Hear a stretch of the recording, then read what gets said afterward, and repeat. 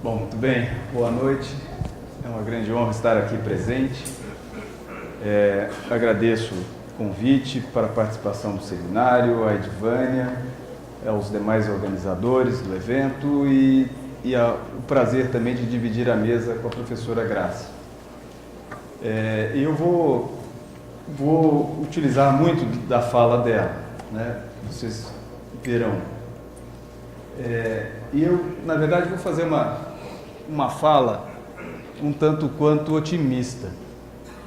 Num momento como esse é difícil, né? Mas eu vou fazer isso. E é uma fala também, ao mesmo tempo, bastante jurídica, né? Eu sei que o ambiente, né, não é do direito, né, propriamente dito, mas o direito está ligado a aos interesses aí dos estudos de todos vocês, certamente. E também é uma fala que é a primeira vez que eu vou falar sobre isso, então vai ficar uma coisa meio confusa. É um teste, é uma ideia que surgiu e eu vou colocar essa ideia à prova publicamente, desaforado, né? Que é a seguinte, eu vou direto a ela e depois vou tentar justificá-la. A ideia de que a terceirização já era. A terceirização acabou. Juridicamente falando, né? E vou tentar justificar isso. É muito otimismo, né? Pois bem, há um ditado. A sabedoria popular diz o seguinte, pelo menos lá nas Minas Gerais, a gente, quando era pequeno, falava muito isso. Não mexe se não fede, né? Só que a soberba daqueles que se dizem, na verdade estão, né, na classe economicamente dominante, não quer saber mesmo do que o povo diz, né?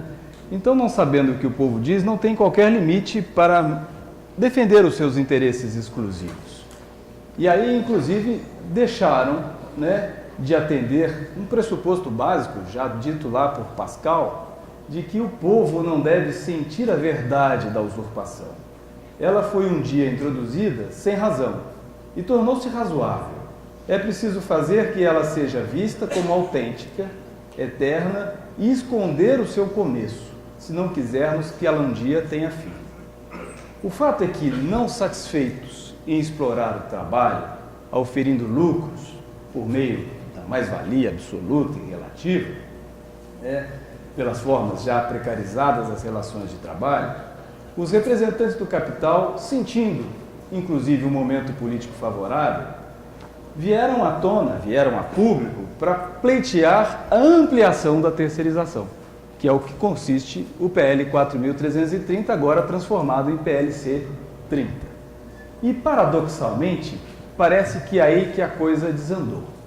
Ocorre que, impulsionado pela força da grande mídia, que também, por razões particulares, tem interesse no tema, o debate a respeito dessa questão atingiu a população como um todo. Ou seja, ganhou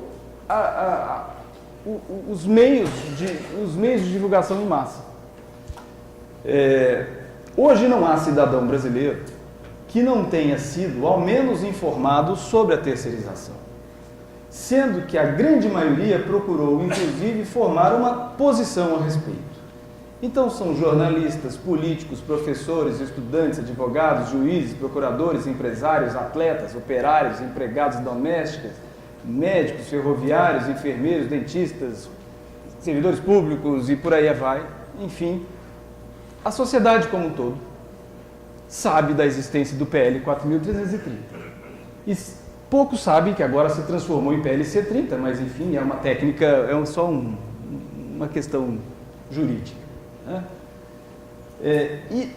E essa discussão está baseada em dois grandes blocos. Os que são a favor, né, da ampliação da terceirização e os que são contra. E como diria Caetano, não há outros, né? E o projeto de lei, agora no Senado, né, diante dessa discussão toda, já pode tudo isso já pode repercutir em dois efeitos concretos. O primeiro efeito é que 12 milhões de pessoas terceirizados, trabalhadores terceirizados, na sua maioria mulheres, saíram da invisibilidade, a que estavam submetidos há décadas. E o segundo efeito é de que essas mesmas pessoas tomaram consciência, elas próprias, da perversidade da terceirização, e não só elas, como a sociedade em geral. E esses são efeitos tanto quanto necessários, como inevitáveis e irreversíveis. Dito de outro modo, independente de qualquer resultado a que se chegue no processo legislativo, não será mais possível reconduzir esses trabalhadores à condição de pessoas invisíveis. E não haverá retórica suficiente para suprimir a consciência adquirida de forma pública e unânime em torno dos males da terceirização. Diante da percepção pública da condição precária de vida e de trabalho dos terceirizados, a terceirização, tal qual fora juridicamente concebida desde 1993, quando editado o enunciado 331, hoje súmula 331, não se sustenta mais.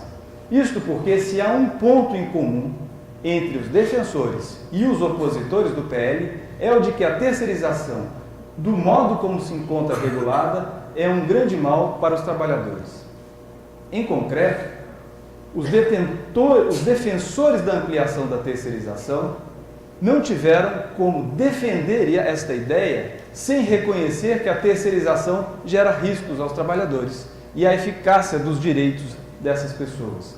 Tanto que, para atingirem o objetivo de ampliar esta forma de exploração, ofereceram, pelo PL 4.330, garantias, tais como a responsabilidade solidária, a necessidade de que as empresas prestadoras de serviços tenham uma especialidade, qualificação técnica, capital compatível com a exploração do trabalho e garantias como caução, seguro, garantia, fiança bancária, ou seja, o PL 4.330, para ampliar a terceirização, parte do pressuposto de que a forma regulada da terceirização atual é perversa aos trabalhadores e tenta superar isso, tenta melhorar a condição de vida dos trabalhadores, ou seja, parte do reconhecimento de que a terceirização ela é perversa aos trabalhadores.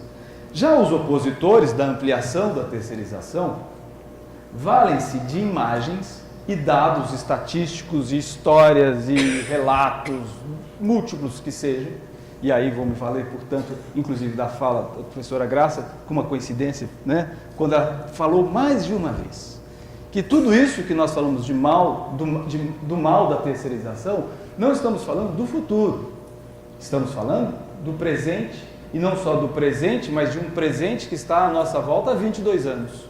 Né? Ou seja, explicitam como o trabalhador terceirizado sofre cotidianamente com a precariedade das condições de trabalho, a invisibilidade, a discriminação, as jornadas excessivas, os acidentes do trabalho, os baixos salários, etc, etc. Os dados foram todos aí muito bem postos pela professora Graça.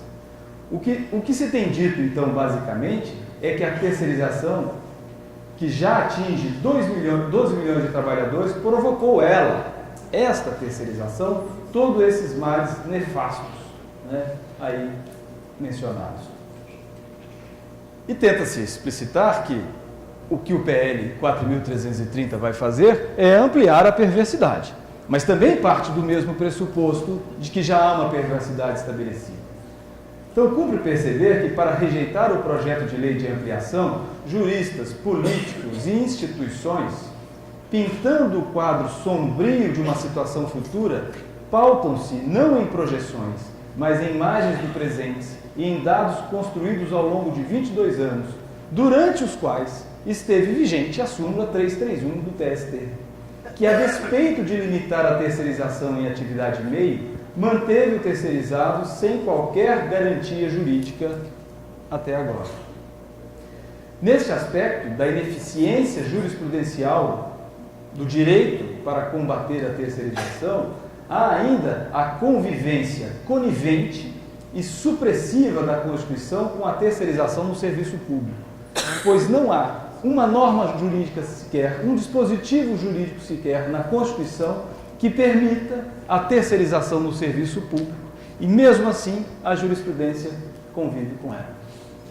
Ou seja, a perversidade da terceirização ou as perversidades da terceirização não podem ser atribuídas ao PL 4.330, embora,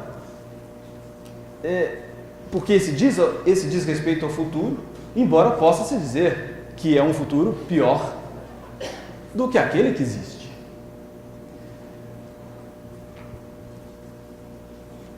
E há de se reconhecer, do ponto de vista jurídico, aí que vem umas questões interessantes, que as garantias oferecidas pelo PL 4.330, elas são superiores às formas de regulamentação da terceirização tais quais nós a concebemos presentemente. E uma vez que elas foram oferecidas, elas não podem mais ser retiradas, ainda que o PL não seja aprovado. Isto porque, se isso não é razão suficiente, digamos assim, para a ampliação dessas garantias, não é razão suficiente para ampliar a terceirização, por certo, é razão mais que suficiente para evitar que 12 milhões de pessoas, de trabalhadores terceirizados, continuem trabalhando sem essas garantias que foram oferecidas. Nesta medida, a mera obstrução do projeto de lei que amplia a terceirização, vamos todos contra o PL, 4.330, a nossa luta é contra o PL. Esta luta contra o PL, derrubado o PL, não representa nenhuma vitória. Porque se não houver um avanço concreto da realidade atual, porque sem esse avanço concreto, o que nós teremos é a preservação de todo o quadro pintado pela professora Graça. O resultado inevitável, portanto, de tudo isso, porque é uma discussão, é um debate público, não é um debate mais em quatro paredes, acadêmico, é um debate que tomou toda a sociedade. A repercussão, o efeito desse debate todo não pode ser, jamais, fazer vistas grossas a toda essa realidade que agora todo mundo conhece. Se os críticos do PL são contrários à ampliação da terceirização, porque a terceirização é nefasta para os trabalhadores, devem, pelas mesmas razões, ser contrários à súmula 331, que afinal é a culpada dos males sofridos pelos 12 milhões de trabalhadores terceirizados.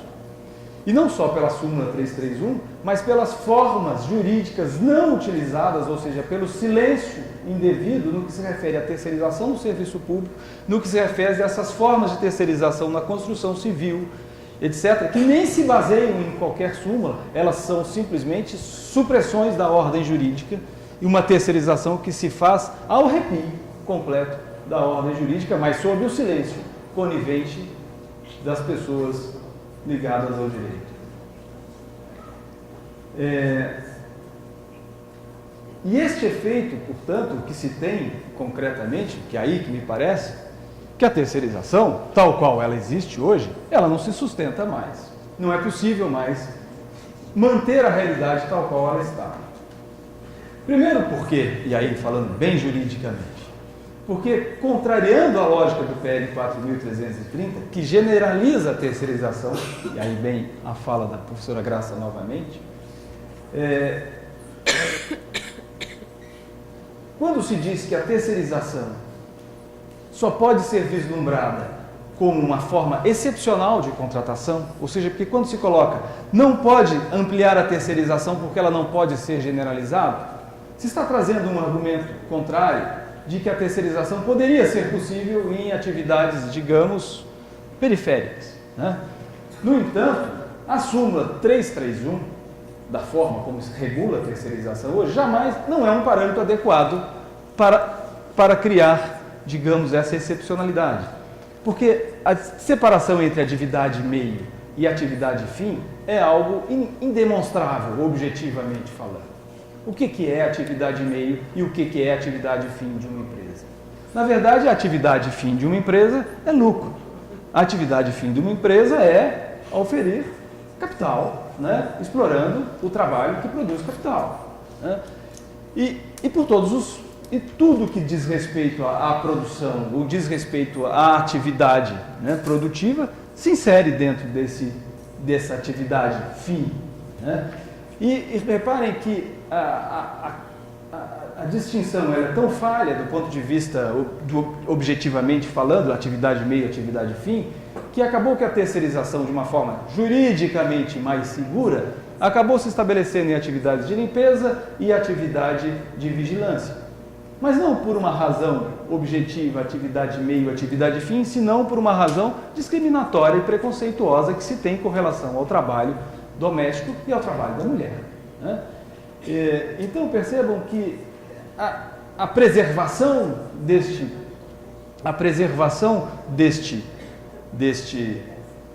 diferenciador diante do reconhecimento do que representa a terceirização é algo inimaginável, né? Nesse momento histórico. Além disso, segundo, melhor dizendo, porque após todo esse debate chegou-se a um consenso em torno das perversidades da terceirização, já disse isso. Tanto que até mesmo no projeto de lei em discussão amplia essa garantia. Então, diante do padrão jurídico estabelecido no projeto de lei, padrão do projeto de lei, já não será mais possível ficar dizendo, né, preservar o direito atual, que é mais perverso do que o que seria a perversidade do PL. Então não é mais possível dizer que trabalhadores terceirizados não têm os mesmos direitos dos trabalhadores não terceirizados, que a responsabilidade entre as empresas seja subsidiária, enquanto que o PL conferiu uma responsabilidade solidária. E não se pode mais, de forma jurídica, né, continuar concebendo como devida ou como possível essas formas perversas da terceirização, porque a terceirização já é perversa, mas existem as perversidades dentro da terceirização, que no caso do direito são, por exemplo, trocar o trabalhador de local de trabalho, né, cada semana ou a cada um mês, 2 meses, para dificultar que ele se socialize no meio do trabalho, para dificultar que ele procure mais tarde os seus direitos, alterar esses trabalhadores dos horários de trabalho, trabalha uma semana num horário, na outra semana em outro horário, ou seja, transforma a pessoa, né, que é invisível, né, num estado tal de reificação que ela deixa de ser completamente um ser humano. E algumas empresas de terceirização vão ao ponto de que quando perdem o posto de serviço e para não pagar em verbas rescisórias dos trabalhadores, transferem esses trabalhadores para um local completamente distinto, completamente distante, melhor dizendo, para que esses trabalhadores, não tendo condições de chegar ao trabalho, e ainda sejam submetidos a uma dispensa por justa causa por abandono de emprego. Por exemplo, eu sou juiz do trabalho em Jundiaí, né? E com muita frequência, uma empresa de prestação de serviços que perde o posto de serviço em Jundiaí, não tendo como alocar esses trabalhadores lá, em vez de pagar verbas rescisórias, R$5.000, R$6.000, é coisa mínima do ponto de vista do que essas empresas têm de capital, elas transferem esses trabalhadores para São Bernardo do Campo, para São Caetano, com a seguinte característica, que entre Jundiaí e São Bernardo existe uma cidadezinha que se chama São Paulo, né? Que para você passar por ela, você não leva menos que 1 hora, 2 horas, né? Então esses trabalhadores não têm a mínima condição de sair de Jundiaí e ir para São Bernardo do Campo, São Caetano, para prestar serviço de algum lugar lá que foi oferecido, e só foi oferecido de boca, porque de fato não tinha, para que essas pessoas sejam depois dispensadas por justa causa por abandono de emprego. Pois bem, não é possível mais, diante de toda essa discussão, a justiça fazer vistas grossas a isso, dizer que isto é juridicamente possível. Terceiro, porque se a terceirização pudesse ter alguma razão de ordem econômica que a sustentasse, não poderia jamais gerar esses efeitos perversos da ineficácia dos direitos fundamentais. Assim, estão fora de qualquer parâmetro jurídico, mesmo se pudessem ser preservados os dispositivos da súmula 331, essas práticas de utilização de trabalhadores terceirizados dessa forma como eu acabei de mencionar. E quarto, se o debate público realizado conduziu a essa valorização dos preceitos constitucionais e direitos fundamentais, a terceirização no serviço público não se sustenta mais, juridicamente. É preciso e necessário fazer valer a Constituição, já que um dos argumentos para evitar a ampliação da terceirização é de que ela fere direitos fundamentais. Os direitos fundamentais valem para o futuro, mas valem para o presente. E falei para o presente a terceirização no serviço público não pode mais existir. E eu digo isso, como eu disse, desde já. Né? E como efeito, a efetivação plena e direta dos trabalhadores terceirizados que estejam prestando serviços lá na administração pública. E alguém dirá, não, mas isso não pode, porque precisa do concurso público, não pode efetivar terceirizados sem concurso público. Porque a Constituição precisa ser respeitada. E a Constituição ficou 22 anos lá sem ser respeitada, com terceirização no serviço público. Agora alguém lembra de respeitar a terceirização para maltratar de novo os terceirizados? Ora, por favor, né? Então vamos pelo menos arranhar a terceirização, a Constituição um pouquinho para proteger quem já foi suprimido dos seus direitos durante 22 anos. A objeção, em suma, o efeito necessário, que me parece que já é concretizado, é o de que a terceirização, tal qual prevista na súmula 331, a terceirização, tal qual do serviço público, a terceirização na construção civil, a terceirização, tal qual nós convivemos com ela durante esses 22 anos, elas já não se sustentam mais em base jurídica alguma. Essa base jurídica deixou de existir. E aí vem uma questão que me parece interessante. Eu não tenho a menor ideia de quanto tempo eu estou falando. Já tudo isso? Eu pensei que fosse 5 minutos. Então qual o segundo efeito? O segundo efeito não, o mesmo efeito, que é o de que, mesmo com o PL, com a aprovação do TL, a terceirização acaba. Ou seja, se correr, outro ditado popular, se correr o bicho pega, se ficar o bicho come. Não tem mais jeito. Né? Porque pode-se pensar, bom, se o quadro é esse, então vamos, o setor capital pode chegar e então, não, então temos que aprovar a PL 4.330, ou PLC 30 de todo modo, porque aí evitamos este efeito nefasto, né, da aplicação da Constituição. Mesmo que aplicado, mesmo que aprovado, a terceirização não tem como mais se sustentar. Porque algo em pequena escala, ruim, em grande escala, não deixa de ser ruim. Né? Se algo em pequena escala agride os direitos fundamentais, em grande escala, aumenta a potencialidade dessa agressão. Não é lógico o argumento, às vezes, utilizado, isso a professora Graça, inclusive, usou também essa expressão, de que a generalização da terceirização elimina a discriminação de que são vítimas dos terceirizados, porque se todos são terceirizados, ninguém será mais discriminado. Né? Só que a avaliação correta, né, o argumento lógico, na verdade, não é este. O argumento lógico é: se todos são terceirizados, ninguém é. Né? E se o projeto constitucional, isso está previsto no artigo 7º, claramente, que é a melhoria da condição social dos trabalhadores, a generalização da terceirização, que faz com que todos não sejam mais terceirizados, ou seja, que não exista mais a terceirização, não pode gerar como efeito um rebaixamento jurídico. Tem que gerar necessariamente o efeito da melhoria da condição. Então, é o mesmo que dizer que os tais novos terceirizados não são terceirizados, são os trabalhadores efetivos com o patamar jurídico já alcançado, pelo menos até aqui, sendo que o projeto constitucional é que esse patamar jurídico só avance e não retroceda.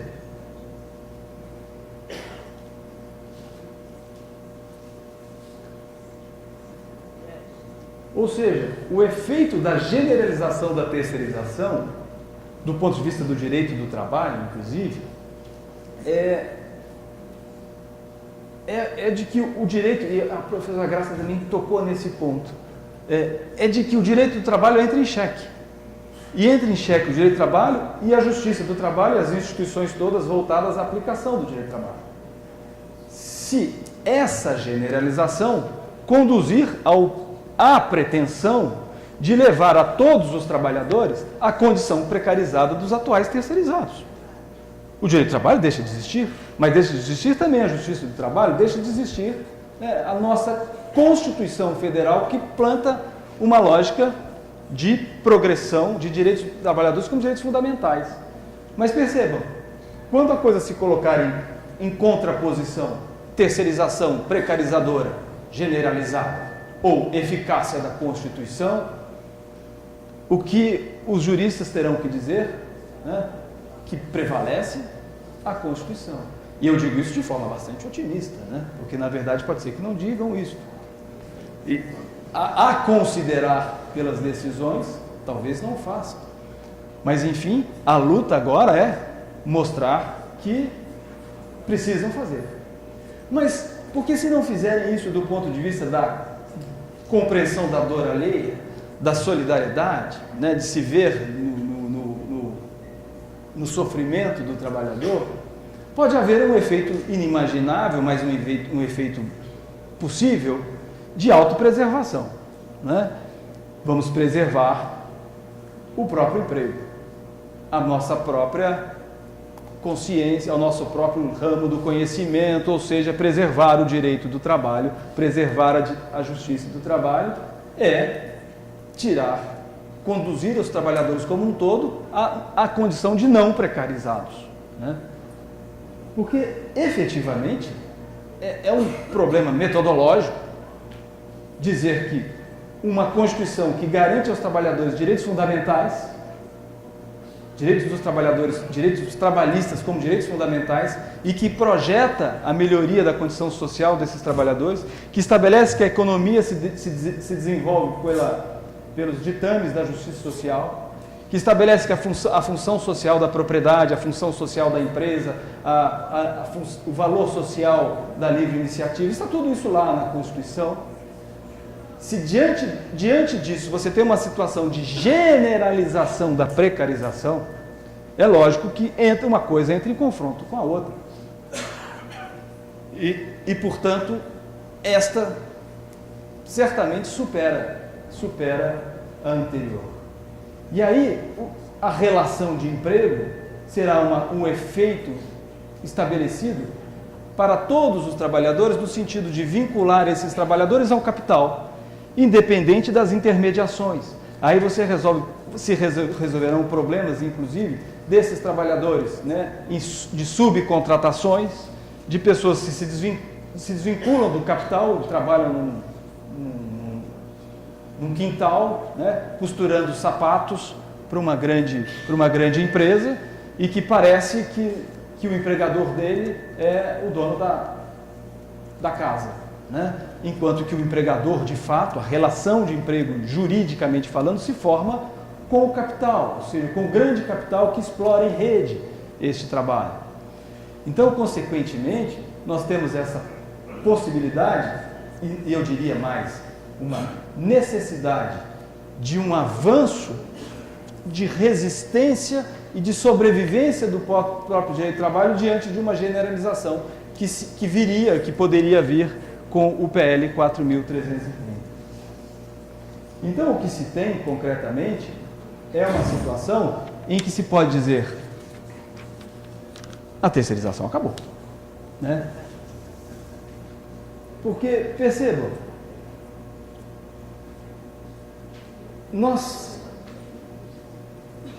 e esse é um resultado que me parece que se impõe, eu estou falando que é uma coisa, um argumento jurídico, né? É um resultado que se impõe aos juristas, portanto, aos juízes, aos procuradores, advogados, etc., mas à sociedade como um todo, né? E se impõe, sobretudo, aos sindicatos. Porque os sindicatos, ao longo desses 22 anos, nós temos que perceber também, se há muitos culpados nesses relatos, e o direito é um grande culpado disso, né? Com a súmula 331 e com esses tratamentos jurídicos, digamos assim, ineficazes para cuidar disso, mas também sindicatos, né? Que não incorporaram os terceirizados à base, né? Não incorporaram os terceirizados à classe, muitas vezes com os argumentos de que isso diminuiria o PLR, né? Ou seja, não é mais possível, e agora esses sindicatos e centrais que estão aí no fórum, etc., vindo às ruas contra o PL 4.330 e contra a terceirização por causa das perversidades, não poderão, certamente não poderão, e desde já não podem mais,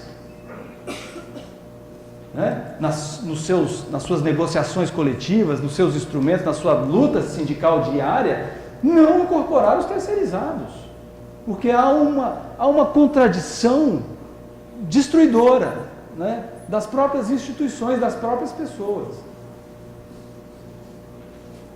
É como se, imagina, assim, exagerando no argumento, você tem que exagerar um pouquinho, né? Mas é como se, por exemplo, em algum momento da história, voltando lá no passado, alguém dissesse assim, olha, esse negócio de escravo, né? Só escravidão negra não está dando certo, temos que ampliar a escravidão, né? E aí, as pessoas que talvez não soubessem como era a escravidão nos campos, né? Percebendo como era o trabalho na escravidão nos campos, como era o que é mesmo, de fato, o que constitui a escravidão, todo mundo tivesse a consciência disso. Mas depois falasse, bom, então, tudo bem, vamos fazer o seguinte, vamos manter a escravidão do jeito que está, e todo mundo fica feliz depois disso. Dá para ser feliz? Então nós estamos num momento em que 12 milhões de pessoas, né, e esse número, inclusive, é um número que agora a gente sabe, né, que pode ser até mais, pode ser, a gente tem um número que ficou aí, mas não são mais invisíveis. A gente sabe que eles existem. Nós sabemos as condições que eles trabalham, o que eles sofrem. Todos nós, a sociedade inteira sofre. E aí a gente sai desse debate público que está sendo travado, assim, tudo bem, o PL não foi aprovado, ficamos do jeito como está, estamos todos felizes? É uma destruição histórica das instituições, das pessoas, de todos nós, da nossa sociedade, como um todo. Então, por isso que eu acho que não tem jeito de sairmos disso do jeito que entramos. E não tem jeito de sairmos do jeito que entramos desde já. Não é o futuro que nos guia, é o presente. E o presente que nos guia nos impõe claramente dizer, a terceirização acabou. Acabou nas negociações coletivas, acabou nas decisões judiciais, acabou nos nossos discursos, acabou na nossa vida, acabou o tempo inteiro. Na vida social, econômica, política, jurídica, ou seja, não existe mais a terceirização. Porque se nós, depois de tudo isso que estamos fazendo, de compreensão, convivemos com essa terceirização do jeito que está aí, achando que só barrar o PL é suficiente, me parece que nós teremos cometido um grande erro, né, histórico, que um dia seremos julgados por isso. E há uma percepção, algo extremamente importante deste momento, do ponto de vista do otimismo, que é a produção da consciência que se produziu a partir dessa realidade. E o dever mínimo que nós temos é de dar a esta consciência um otimismo para avançar e não para ficar onde estamos. Muito obrigado.